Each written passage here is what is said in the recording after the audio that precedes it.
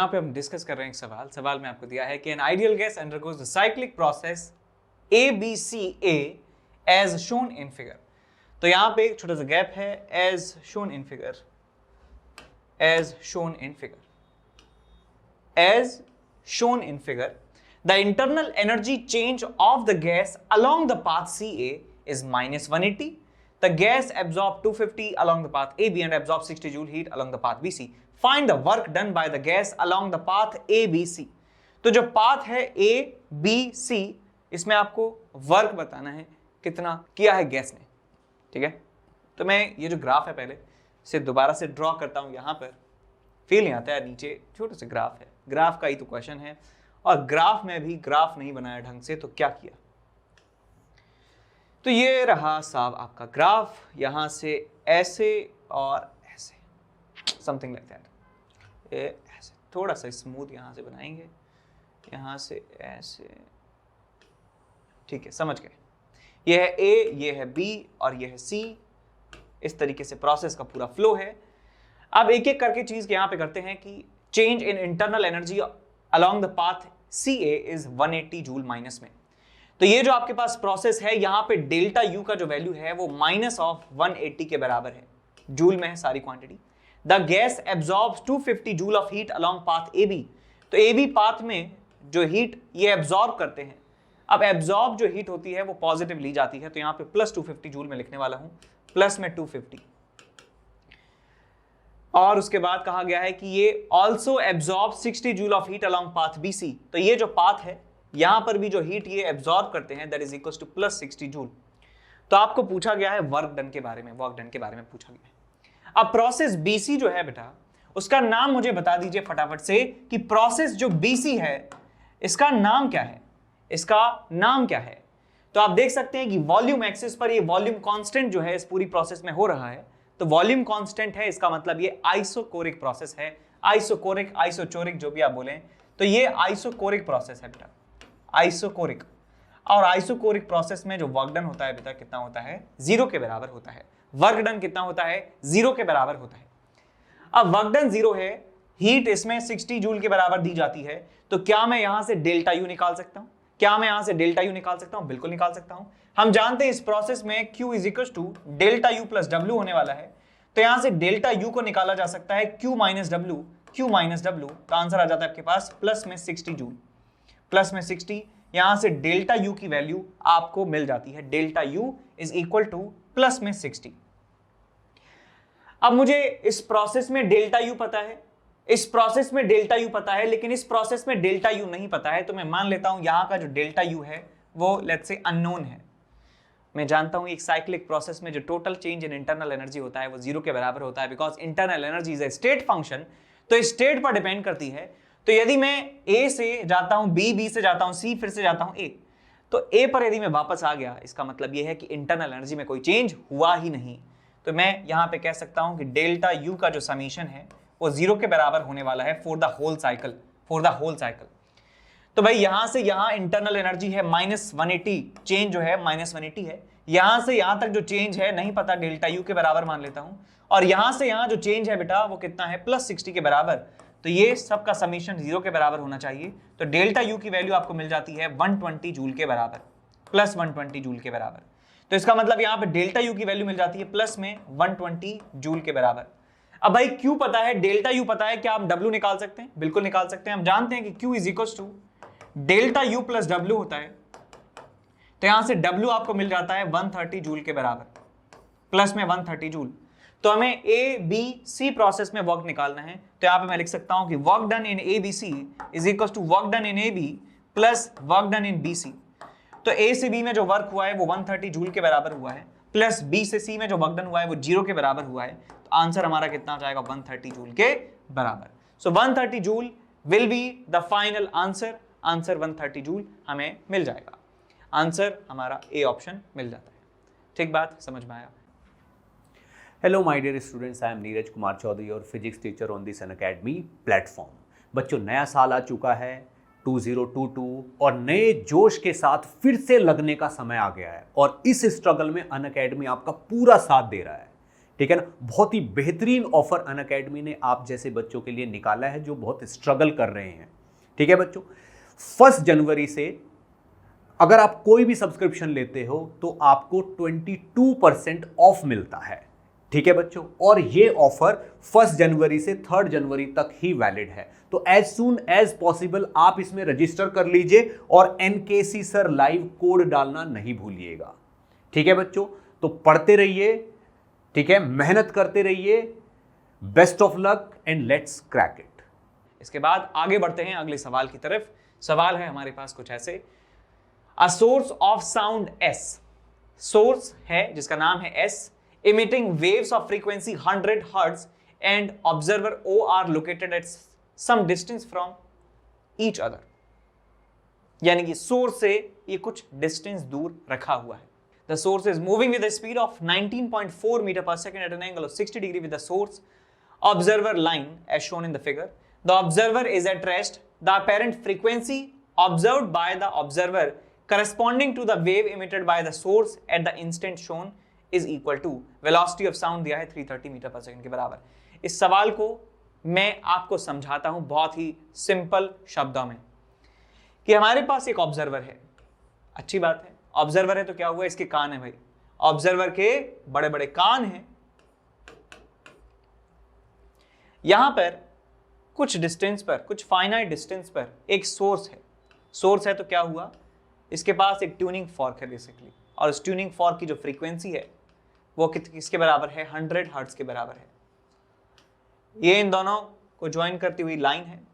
अब ये जो सोर्स है ना बेटा, ये सोर्स ना तो इस लाइन के अलोंग जाता है ना इस लाइन से परे जाता है, बल्कि लाइन से कुछ एंगल बनाते हुए ये मूव करता है।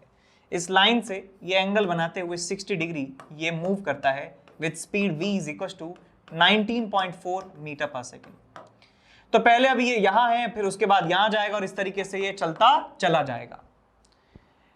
तो हमसे पूछा गया है कि भाई इस समय, किस समय, इस समय आप बताइए कि जो फ्रीक्वेंसी इसको सुनाई देगी वो कितनी होने वाली है, यानी कि जो फ्रीक्वेंसी इसको सुनाई देने वाली है वो कितनी सुनाई देने वाली है।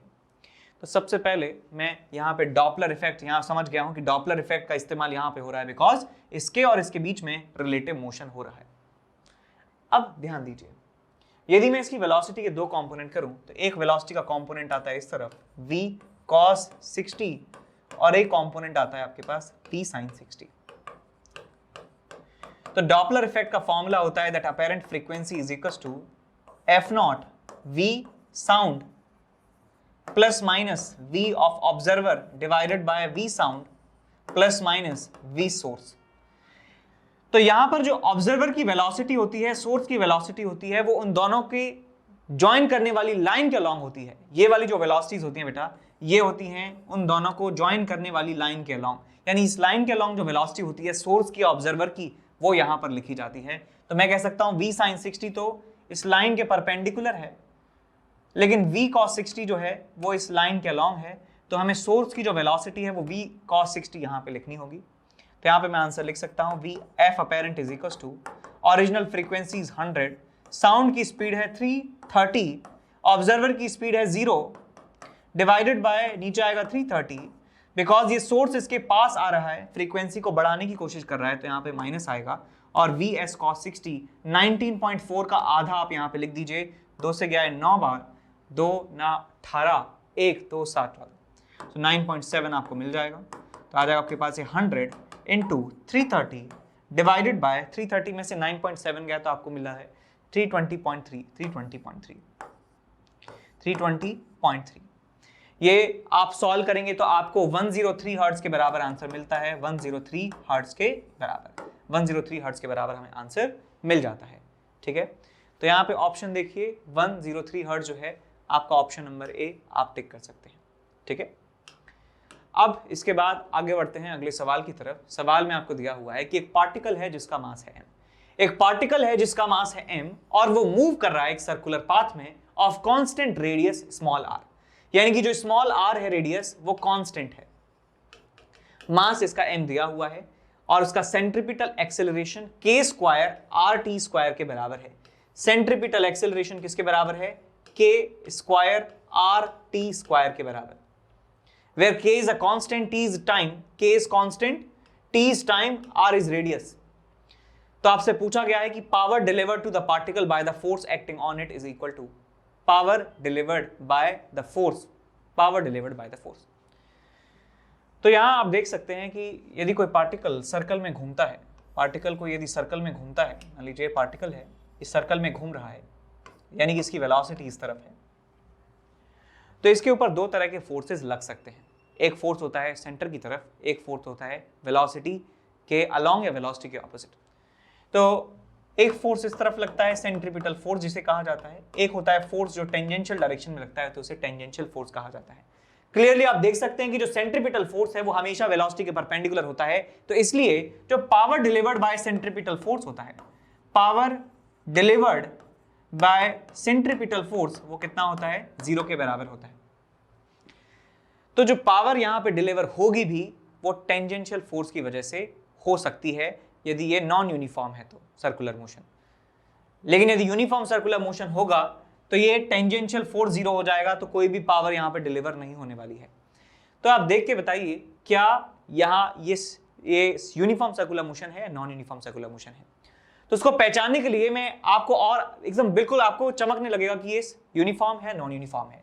कैसे कि सेंट्रीपिटल फोर्स को मैं लिख सकता हूं v square by centripetal acceleration को लिख सकता हूं मैं v स्क्वायर बाय r, तो यहां से k square r t square को लिखा जा सकता है उस पार्टिकल की स्पीड डिवाइडेड बाय रेडियस। तो यहां से v स्क्वायर आपको मिल जाता है k square r square t square, यहां से आपको स्पीड मिल जाती है k r t के बराबर।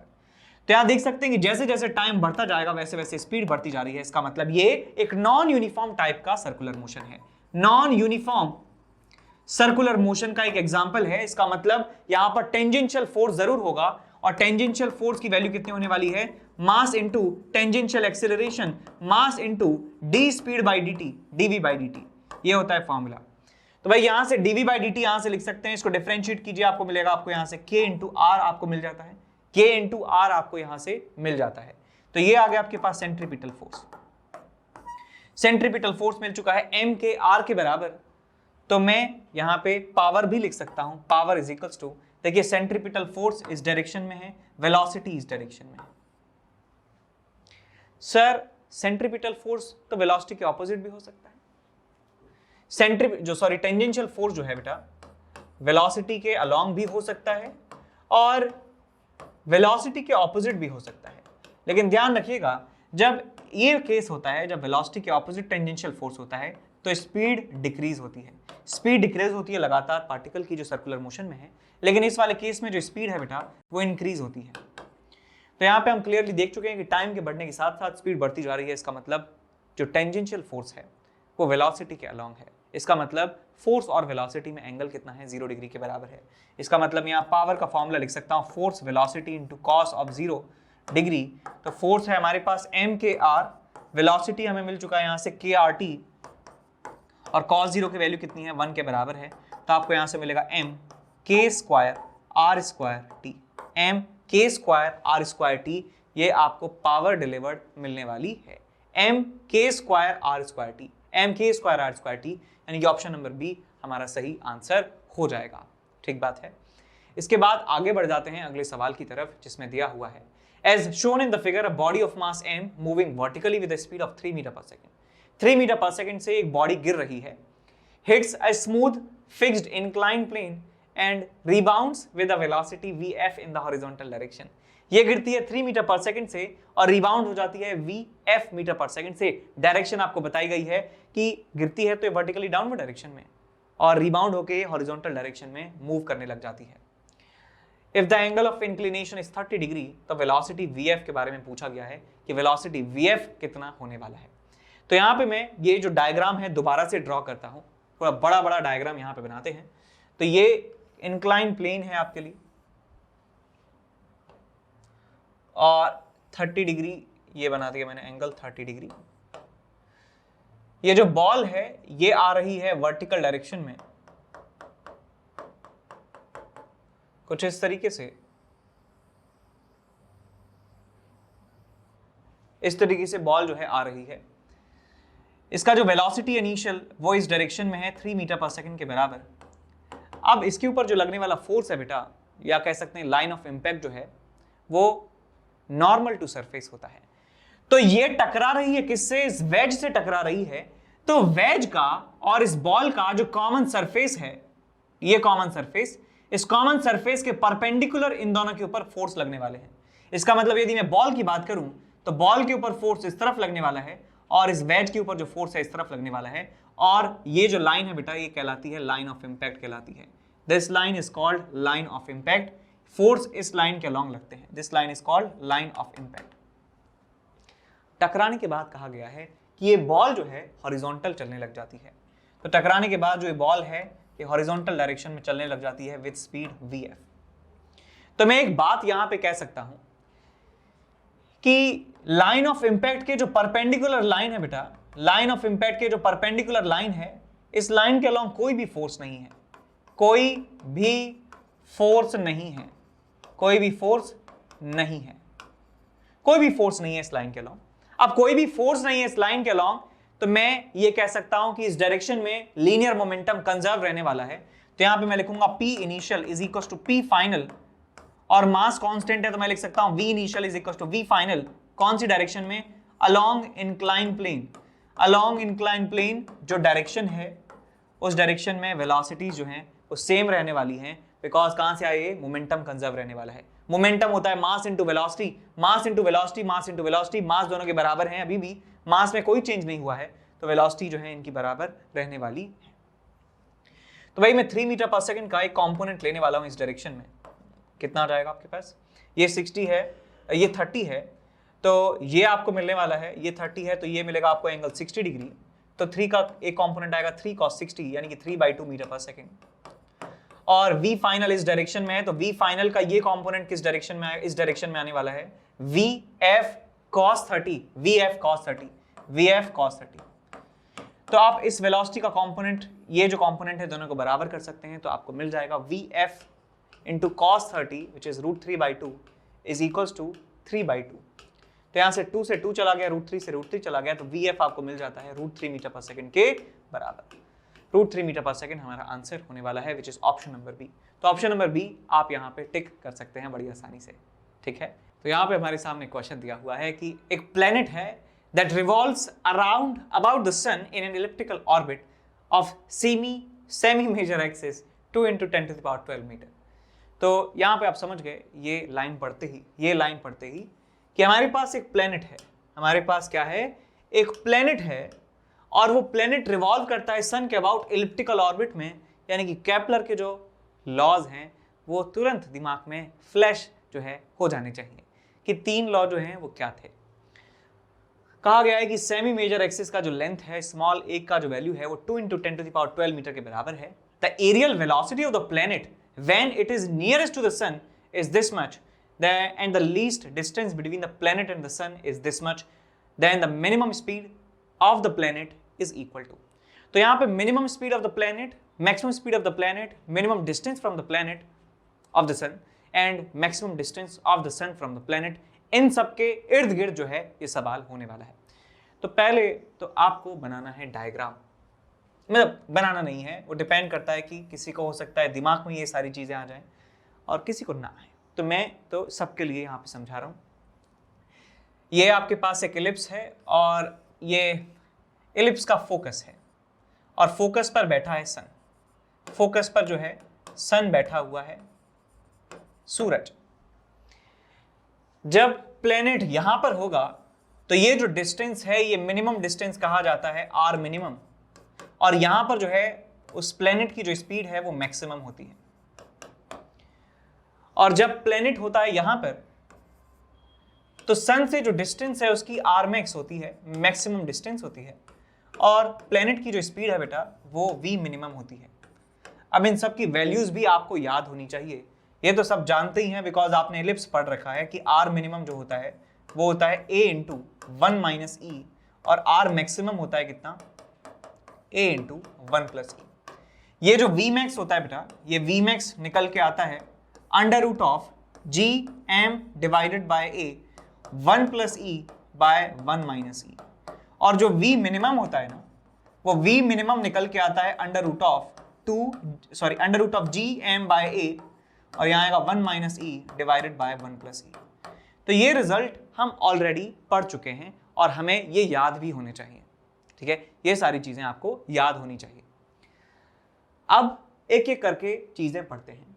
हमें दिया हुआ है 2 × 10⁻12 ए की वैल्यू, ए की वैल्यू दी हुई है 2.2 × 10⁻12। हमें दिया हुआ है कि एरियल वेलोसिटी इसका है 4.4। एरियल वेलोसिटी क्या होता है बेटा? dA/dt एरियल वेलोसिटी, और एक कांस्टेंट होती है प्लेनेट के लिए L/2m। L is angular momentum upon 2m, angular momentum upon 2 × mass of the planet. ये कितना दिया है हमें? 4.4 × 10⁻16 मीटर स्क्वायर पर सेकेंड। और हमें क्या दिया हुआ है कि least distance between the planet and the sun, यानी कि लीस्ट डिस्टेंस का मतलब आर मिनिमम की वैल्यू आपको दी हुई है 1.8 × 10⁻12 के बराबर। और पूछा क्या गया है? मिनिमम स्पीड पूछी गई है। मिनिमम स्पीड पूछी गई है जो यहां पर होती है।